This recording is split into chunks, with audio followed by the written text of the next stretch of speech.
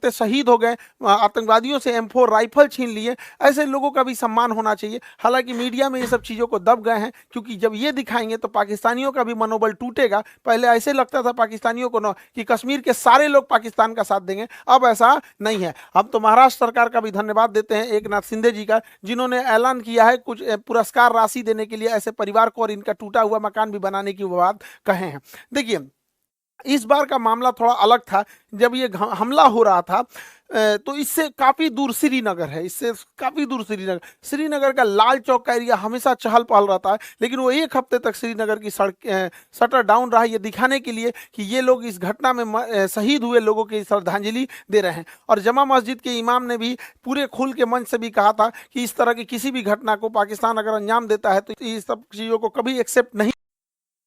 अस्सलाम वालेकुम दोस्तों, welcome to my new blog. दोस्तों, कुछ ही दिन पहले 22 अप्रैल को पाकिस्तान से आतंकवादियों ने आकर हमारे पहलगाम में, कश्मीर के पहलगाम में जो लोग घूमने के लिए गए थे, जो लोग वहां का खूबसूरती को देखने के लिए गए थे, उन निहत्थे लोगों को उनके ऊपर गोलियां चलाकर, उनके ऊपर फायरिंग करके उन्हें कत्ल कर दिया गया, उन्हें शहीद कर दिया गया। दोस्तों, अब इस हमले का जिम्मेदारी भी पाकिस्तानी आतंकवादियों ने ले लिया है। दोस्तों, इसके बाद आखिर हमारे मोदी गवर्नमेंट को क्या करना चाहिए, जरा इस वीडियो को देखिए, आपको समझ में आएगा कि इनके साथ क्या करेंगे कि ये आतंकवादी रुकेंगे और क्यों हमला हुआ, ये किसकी गलती है। चलिए इस वीडियो को देखते। जय हिंद। देखिए, अभी जो पहलगांव में इतना दुर्दांत अपराध किया इन लोगों ने, हमारे निहत्थे लोगों को, पर्यटकों को गोली मार दिया, ये हमारी इंटेलिजेंस फेलियर था। और अगर अभी पाकिस्तान के साथ एक छोटा मोटा युद्ध होता है तो इस स्थिति में भारत को क्या करना भारी रहेगा और भारत को क्या करना चाहिए। देखिए, हमारा इंटेलिजेंस फेलियर था यहाँ पर। हम लोग को पता था कि पाकिस्तान के बलूचिस्तान में ट्रेन हाईजैक हुई है, पाकिस्तान इसका ध्यान भटकाने के लिए, अपने फेलियर को छुपाने के लिए कुछ न कुछ चीजों को करेगा, फिर भी हम लोग ने इसे इग्नोर किया। हालिया में रावलपिंडी में जो इसने बयान दिया था आसिम मुनीर की, हम अलग हैं, आतंकवादियों को सपोर्ट करने वाले अलग हैं, बाकियों से अलग हैं, ये बात हकीकत है कि हम इंडियन मुसलमानों से तुम्हारा कोई तुलना ही नहीं है, क्योंकि शेर और सुअर में कोई तुलना नहीं होता है। इसके अलावा टेरिफ वार भी चल रहा था, इसे भी हमारी इंटेलिजेंस एजेंसियों ने उतना ध्यान से नहीं दिया। हालांकि लास्ट मोमेंट पर इंटेलिजेंस ने कहा था कि अप्रैल के दूसरे सप्ताह में हमारे इंटेलिजेंस को मालूम था, लेकिन जब दूसरे सप्ताह में हमला की इतनी सटीक जानकारी थी, फिर भी जब यहाँ पे पर्यटक थे, बसरान घाटी में एक भी सैनिक नहीं थी, यहाँ पर एक भी हॉस्पिटल नहीं था, ना ही एक कोई पुलिस का जवान था, ना ही कोई मिलिट्री थी यहाँ पर। इसके अलावा जब हुई है, चूक तो हुई है, जब आतंकवादियों ने गोली मारा तो उस समय लगभग आधे घंटे आधा घंटा में तो या फिर पुलिस आ रही है, आधा घंटा में तो बचाने वाला कोई है ही ना था, यहाँ चलाने आता नहीं है, गोली लेकर आ गए। घाटी खाली थी, कहीं छुपने का भी जगह नहीं था, वहां आराम से गोली मार दिया गया। कुछ लोगों की तो मृत्यु केवल ब्लड लॉस की वजह से हो गई, क्योंकि एम्बुलेंस भी 1.5 घंटा बाद आई थी। तो वहां जब इतने बड़े पर्यटकों का स्थल था, इतने हजारों की संख्या में पर्यटक थे, तो सरकार क्या कर रही थी? आखिर इतना इंटेलिजेंस मिलने के बाद भी अगर ये आपका भी फेल्योर है तो सरकार कितने लोगों को सस्पेंड की? हालांकि गवर्नमेंट कई बार क्या होता है, ऐसे लोगों में सस्पेंड नहीं करती, क्योंकि गवर्नमेंट का गलती उजागर हो जाती है। लेकिन आपका गलती उजागर ना हो, इसके लिए आप किसी को सस्पेंड नहीं कीजिएगा, तो आगे फिर ऐसी घटनाएं होंगी यहाँ पर, और इस घटनाओं को ये सब फिर से दोहराएंगे सब। देखिए, इसमें करना क्या चाहिए, बिना लोकल के सपोर्ट किए नहीं हुआ होगा। तो जो लोकल इनके स्पाई के रूप में काम कर रहे थे, उन्हें सेना जो है पब्लिकली सजा दे, सबके सामने जितनी कठोर सजा हो सकती है उतनी कठोर सजा दो। लेकिन वैसे कश्मीरी जिन्होंने पूरे तन मन से भारत के लिए अपना जान तक इन्होंने निछावर कर दिया, ऐसे कश्मीरी का रेस्पेक्ट होना चाहिए। तो देखिए ना दोस्तों, तो यहाँ ये बात आ रही है कि पहलगाम जो घाटी है, पहलगाम जो जगह है, वहाँ एकदम मतलब शांति हो गई थी, और लोगों को ये संभव, मतलब लोगों को ये विश्वास नहीं था कि वहाँ कुछ हो भी सकता है। लेकिन पाकिस्तानी आतंकवादियों ने मौका तलाश कर रहा था कि जैसे ही यहाँ खाली होगा, आर्मी यहाँ से हटेगी, हम लोग घुसेंगे अंदर। और वहाँ लोग घूमने के लिए आए थे, किसी को पता नहीं था कि यहाँ ये होने वाला है, और अचानक उन लोगों ने आकर हमला कर दिया। और ना वहाँ पुलिस थी, ना वहाँ आर्मी थी, ना वहाँ हॉस्पिटल था, ना एम्बुलेंस थी। तो दोस्तों, इस आतंकवादी हमले के वक्त 2-3 लोग ऐसे भी थे कि वहां के पैटर जो घूमने के लिए वहां लोग गए थे, उनको अपने कंधों पर उठा उठा कर दोस्तों वहां से हटा रहे थे, लोगों को भगा रहे थे, छिपा रहे थे, अपने घरों में ले आके रख रहे थे और उस जगह से अलग हटा रहे थे। एक आदमी ने तो उन आतंकवादियों से दोस्तों बंदूक जो थी उसको छीनने की कोशिश की। छीनने की वजह से दोस्तों आतंकवादियों ने उन्हें गोली मार दी और वो शहीद हो गए। घोड़े वाले लोगों ने घोड़े की जगह पे अपने कंधों पर उठा उठा के लोगों से वहां भगाकर बचाया है। तो यहां तक कश्मीरी लोग ने इतनी मदद की है कि उन लोग से पैसे नहीं लिए, अपने घरों में रखा, उन्हें मदद की, खाना दिया, कोई खर्चे नहीं लिए। और जो ऑटो वाले थे जो एयरपोर्ट जाने वाले लोग थे, उन्हें फ्री में उनको ड्रॉप किया दोस्तों एयरपोर्ट पर, फ्री करते में। शहीद हो गए, आतंकवादियों से M4 राइफल छीन लिए। ऐसे लोगों का भी सम्मान होना चाहिए। हालांकि मीडिया में ये सब चीजों को दब गए हैं, क्योंकि जब ये दिखाएंगे तो पाकिस्तानियों का भी मनोबल टूटेगा। पहले ऐसे लगता था पाकिस्तानियों को न कि कश्मीर के सारे लोग पाकिस्तान का साथ देंगे, अब ऐसा नहीं है। अब तो महाराष्ट्र सरकार का भी धन्यवाद देते हैं, एक नाथ शिंदे जी का, जिन्होंने ऐलान किया है कुछ पुरस्कार राशि देने के लिए ऐसे परिवार को और इनका टूटा हुआ मकान भी बनाने की वो बात कहे हैं। देखिए, इस बार का मामला थोड़ा अलग था। जब ये हमला हो रहा था तो इससे काफी दूर श्रीनगर है, इससे काफी दूर श्रीनगर का लाल चौक का एरिया हमेशा चहल पहल रहता है। लेकिन वो एक हफ्ते तक श्रीनगर की सड़क शटर डाउन रहा, ये दिखाने के लिए कि ये लोग इस घटना में शहीद हुए लोगों की श्रद्धांजलि दे रहे हैं। और जमा मस्जिद के इमाम ने भी पूरे खुल के मंच से भी कहा था कि इस तरह की किसी भी घटना को पाकिस्तान अगर अंजाम देता है तो इस सब चीजों को कभी एक्सेप्ट नहीं किया जाएगा। तो इस बार भारत में इस चीजों को एकता देखने को मिली है। लेकिन जो लोग शहीद हुए हैं, चाहे वो पर्यटक हैं, चाहे जो वहां के लोकल लोग हैं, उनको भी गवर्नमेंट को सोचना पड़ेगा। तो इनको भी कश्मीर के एरिया में कुछ बागान होंगे, जैसे ड्राई फ्रूट के बागान हो सकते हैं, केसर के हो सकते हैं, या फिर सेब के हो सकते हैं, तो गवर्नमेंट इन्हें अलॉट कर सकती है या गवर्नमेंट इन्हें पुरस्कार दे सकती है, जिससे कि बाकी के लोग प्रेरित हो गए। कोई डीएम एसपी क्यों बनना चाहता है? क्योंकि देखता है कि समाज में उसकी इज्जत है। तो ऐसे लोग जो इस तरह से जो पहाड़ पे चला नहीं जाता है, अपने पीठ पे लेकर बच्चे को लेकर भागे हैं लोग, ऐसे लोग को जब हम समाज में पुरस्कृत देंगे तो बाकी लोगों को भी प्रेरणा मिलेगी। लोग पत्थर चलाना छोड़ के ऐसे कामों में आएंगे। सरकार को इसमें भी ध्यान देना चाहिए। और जो ये बहन को सोचिए क्या बीत रहा होगा, ऐसे शहीद हो गए जो यहाँ पर। इन लोगों को कश्मीर में ये घूमने आए थे पर्यटक बनकर, लेकिन यहाँ पर इन लोगों को एक एरिया सरकार को अलॉट कर देना चाहिए कि ये उन्हीं लोग के लिए एरिया अलॉट रहेगा। जो लोग यहाँ पे शहीद हुए उनके परिवार के लिए ये एरिया अलॉट कर दिया जाएगा। और हर साल 22 अप्रैल को हर साल बड़ी संख्या में पर्यटक फिर उसी जगह पर जाएं और उसी घाटी पे जहां पे आतंकवादियों ने गोली चलाया था वहां दोबारा खड़े होकर लाखों की संख्या में तिरंगा झंडा लेकर भारत माता की गान गाएं और अपना राष्ट्र गान गाएं, और ये दिखा सके आतंकवादियों को तुम्हारी गोलियों से हम डरने वाले नहीं है। हमारे हौसले अभी भी बुलंद है, तुम्हारे कायराना हरकत से हम नहीं है, औकात है इंडियन आर्मी से लड़ लो यहाँ पर। अब हम लोग को समझना पड़ेगा कि ये आतंकवादी सब चाहते क्या है, ये आतंकवादी क्या चाहते हैं। देखिए, ये आतंकवादी अगर चाहता तो इनको गोली मार दिया, इनकी वाइफ को भी मार सकता था, लेकिन नहीं मारा। कहा कि तुम मतलब पूछा कि हिंदू हो कि मुस्लिम हो, धर्म पूछ के मारा। ये जानता था कि ये बात जब समाज में जाएगी तो ये इन आतंकवादियों का मकसद है कि भारत को इंटरनल तोड़ दिया जाए। देखिए, एक्सटर्नल लड़ाइयां हम लड़ सकते हैं, इंटरनल टूट जाएंगे तो बड़ा मुश्किल हो जाता है। तो जानबूझ के गोली मार दिया और इन्हें छोड़ दिया ताकि समाज में ये बात फैले, ताकि एक दूसरे से नफरत बहुत ज्यादा फैले। लेकिन उसी समाज में ये नहीं जान रहा था, जैसे आबिद जैसे लोग भी थे, उसी समाज में नजाकत अली जैसे लोग भी थे जिन्होंने इन पर्यटकों को निकालने का काम किया। और इतनी बड़ी घटना में जहां पर मेजॉरिटी कम्युनिटी हिंदू है भारत में, और पूछ कर कि तुम हिंदू हो कि नहीं, और गोली मारा गया, फिर भी इस समाज में, इस देश में दंगा नहीं दिया गया, जो बताता है कि हमारा समाज, हमारी संस्कृति, हमारे भारत और सनातन संस्कृति में जो ये जो चीजें हैं, इतना इन सबों की तरह नफरती ये जो आतंकवादी बन रहे हैं सब, इन सबों को तो वर्दी पहनने का भी अधिकार नहीं है। इन लोगों को बताइए, धर्म जाति पूछ के कौन हत्या करता है किसी का? तो ये यही चाहता है कि हम लोग इंटरनल डिस्प्यूट में फंस जाए। दूसरा क्या चाहता है? कोई ना कोई अंग्रेजों वाला हल कर रहा है कि हिंदू मुसलमान में लड़ा दे भारत को, और हम बेरोजगारी भारत पे हमला करके अपना मौका का फायदा उठा ले, अपनी ओर ये खींच सकता है। लेकिन हम लोगों को आगे प्रयास करना पड़ेगा, और सरकार को भी, ताकि पर्यटन में कभी भी कमी आने नहीं दिया जाए। क्योंकि कश्मीर में जब से पर्यटन बढ़ा है, 370 हटा है, तो जो कश्मीरी को ये लोग 10,000 12,000 देके पत्थर चलवाते थे, आज वो कश्मीरी पर्यटक में कोई नाव ले जा रहा है, कोई गाइड बना हुआ है, कोई घोड़े से किसी को घुमा रहा है, कोई अपना वहां दुकान चला रहा है, ऐसे करके वो कोई भी कश्मीरी छोटा मोटा बिजनेस करके 25-30 हजार रुपया अपने कमा रहे हैं।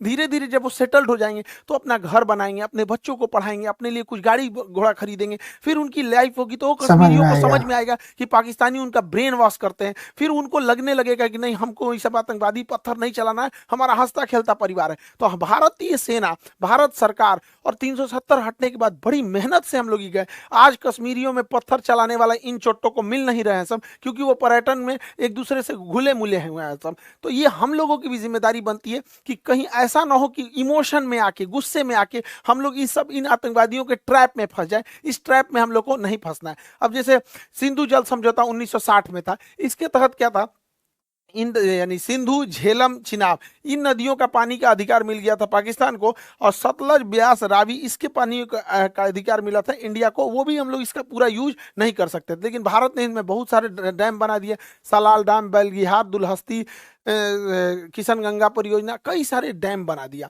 अब इसमें इतनी भयानक घटना हुई थी, इसलिए भारत सरकार ने इन डैम के पानियों को रोका। हालांकि हमारे पास अभी फिलहाल पूरा इंफ्रास्ट्रक्चर नहीं है कि पानियों को होल्ड ज्यादा कर देर तक सके। होल्ड कर सके, लेकिन अभी क्या है कि 2 महीने बाद धान बोने की टाइम आएगा, और जब हम धान बोते हैं तो ज्यादा धान में पानी ज्यादा चाहिए। पानी चाहिए। उस समय बांध की पानी रोक दे और जो धान की फसल है ये नष्ट हो जाए, धान की फसल नष्ट हो जाए, क्योंकि पानी नहीं मिलेगा तो धान की फसल बर्बाद हो जाएगी। और उस पानी को रोके रखे, और जब ये पानी जाएगा, ठंडी का दिन आएगा, अक्टूबर नवंबर आएगा, तो गेहूं बोने का टाइम आता है, गेहूं को ज्यादा पानी देंगे तब नष्ट हो जाएगा, तो उस समय पनिया छोड़ दे, धान को सुखा के मुआ दे, गेहूं को भिगा के खत्म कर दे। इन भिकमंगों को जब आटा खरीदेगा 600 रुपए किलो, तब समझ में आएगा कैसे तड़पा तड़पा के। देखिए हमारे मासूम जनता, मासूम लोगों को गोली मारे हैं सब, जो सबसे पर्यटन बड़ी थे, गलती उन्होंने तो इन कोई लोग गलती ये नहीं की किया है, तो उन्हें मारे थे सब क्या लोगों एक को। तो इसलिए आतंकवादी हम लोगों बन का के भी ये आया, कर्तव्य बनता है कि दूसरा सूद देश समेत हमारा उनको भारत लौटा में दिया जाए। घुसा, बच्चा बच्चों को बच्चा मारा, पूछे कि अब्बा, धर्म पूछ के पापा, मारा। मम्मी, आटा इतना महंगा क्यों हो गया, तब समझ जाएगा कि पानी रोक दिया है भारत वहां पर।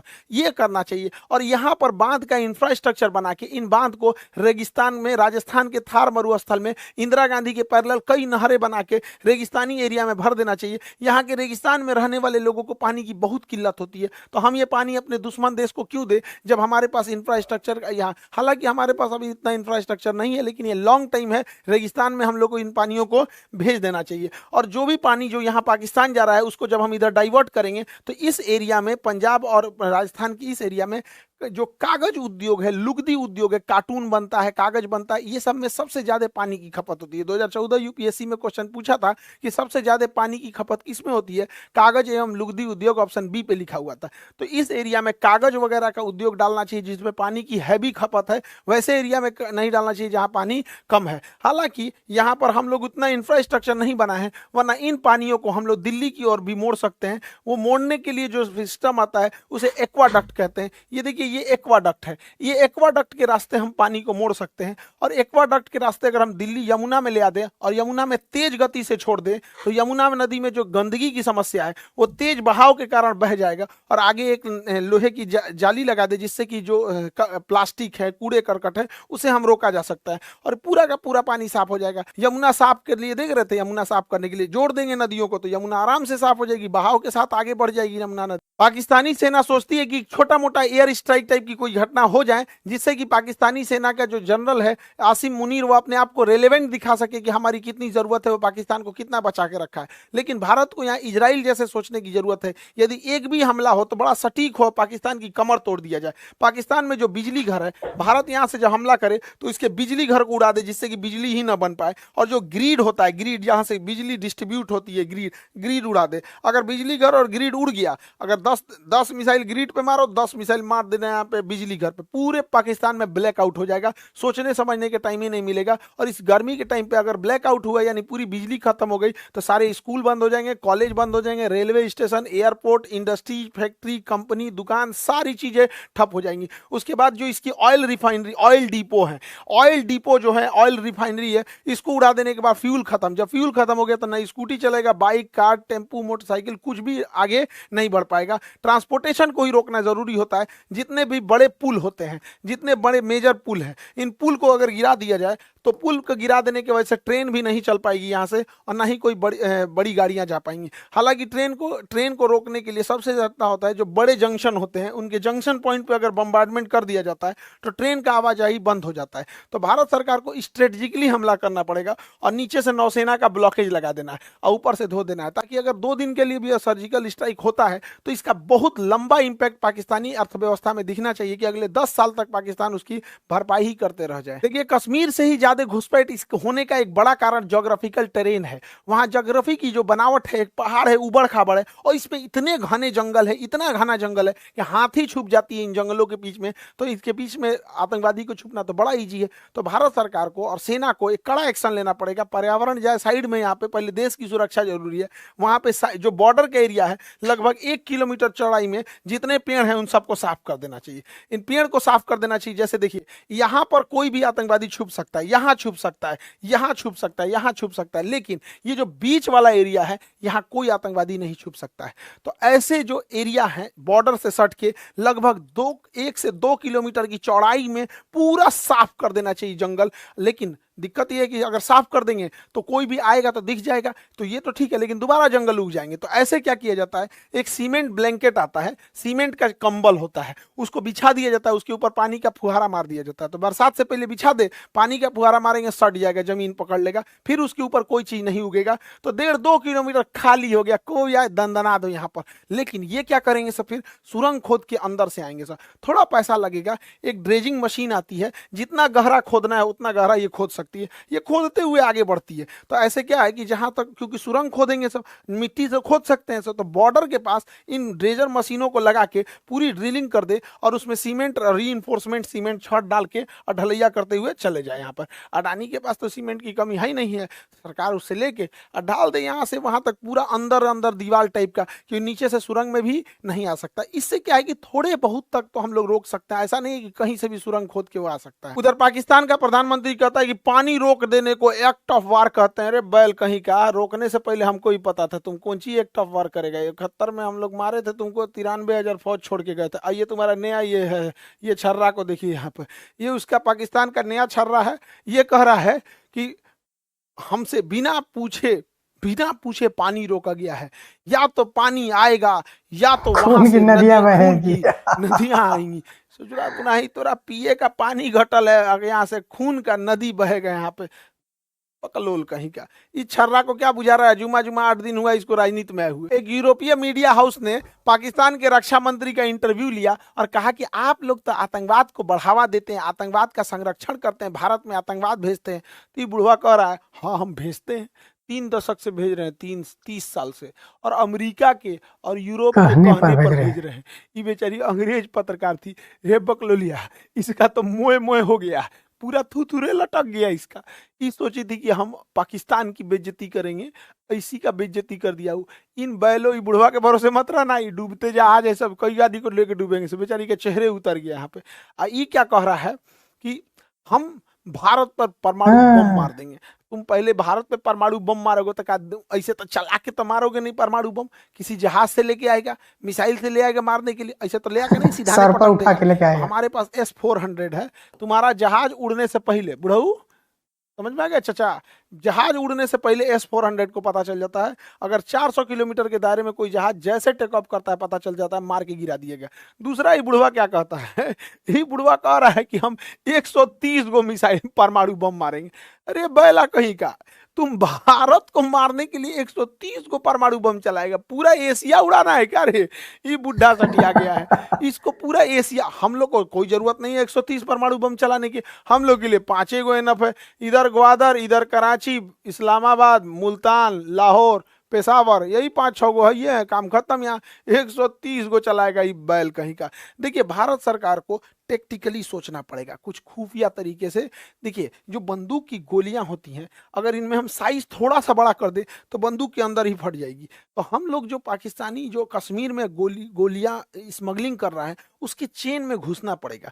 हमारी इंडियन आर्मी का एक कवर्ड ऑफिसर उस चेन में घुस जाए गोलियों की सप्लाई वाले में, और उन्हीं 1,000 गोलियों के बीच में एक ऐसी गोली डाल दे जिसका साइज थोड़ा सा बड़ा हो। अगर थोड़ा सा साइज बड़ा हो तो बंदूक के अंदर ही फट जाएगा। नहीं तो इन गोलियों को गर्म करके बेच दे, पानी में उबाल देने के बाद इसके अंदर का बारूद काम नहीं करता है, उसके बाद ये गोली चलाएगा तो ठक ठक बोलेगा, गोली ये नहीं निकलेगा।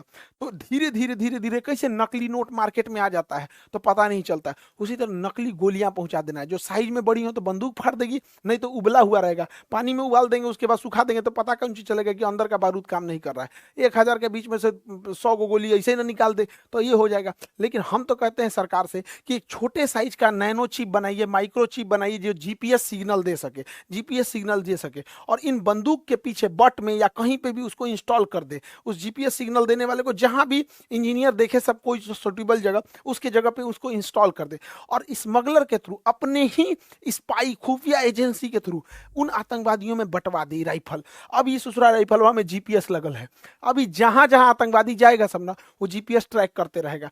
इनको मारना नहीं है, बाप रे बाप, मारना नहीं है, पकड़ा जाएंगे सभी सब। ये जहां जहां घुसेगा, कहाँ रुका है, किसके यहाँ रुका है, नाश्ता के टाइम कहाँ था, रात में कहाँ था, खाना के टाइम कहाँ था, बंदूक चलाने कहाँ गया है, बॉर्डर पार किया है कि नहीं, कहाँ नहीं किया। ऐसा ऐसा अगर हम लोग 100 को बंदूक हिला दिए लोग ना, राइफल हिला दिए लोग ना, 6 महीना तक इन राइफल वालों को मारना ही नहीं है, 6 महीना तक सारी जानकारी हम लोग को मिल जाएगी यहाँ पे। तो हम तो कहते हैं कि भैया थोड़ा सा खुफिया तरीका से सोचना पड़ेगा, खतरनाक तरीका से। शराफत से भी लड़ना है, सामने से भी लड़ना है, और खतरनाक बुद्धि से भी लड़ना है, तब जाके इन हम अपने कश्मीर को शांत रख पाएंगे। कश्मीर हमारे लिए माथे का मुकुट है, उसके लिए हमें जो करना पड़ेगा हम वो करेंगे। आप क्या सोचते हैं इसके बारे में? क्या इसके अंदर जीपीएस लगाना चाहिए, या फिर बंदूक की गोली का साइज बढ़ा के या फिर उबाल के गोलियों को सप्लाई करना चाहिए कि नहीं, ताकि उन लोगों के जो मनोबल है, उनके मानसिकता पे हम जीत सके। आगे हम आपको अगले वीडियो में मिलेंगे। जय हिंद। तो दोस्तों, आप लोगों ने देखा इस वीडियो को, खान सर ने सरकार को सलाह दे रहे हैं कि कैसे हम कश्मीर को इन आतंकवादियों से बचा सकते हैं, कैसे हम इन आतंकवादियों को रोक सकते हैं। तो आप लोग कमेंट कीजिएगा इस वीडियो पे कि क्या करना चाहिए, और खान सर ने सही कहा कि गलत कहा। ज़्यादा से ज़्यादा इस वीडियो को शेयर कीजिएगा। चैनल पर अगर नए हैं तो चैनल को सब्सक्राइब कर लीजिएगा दोस्तों।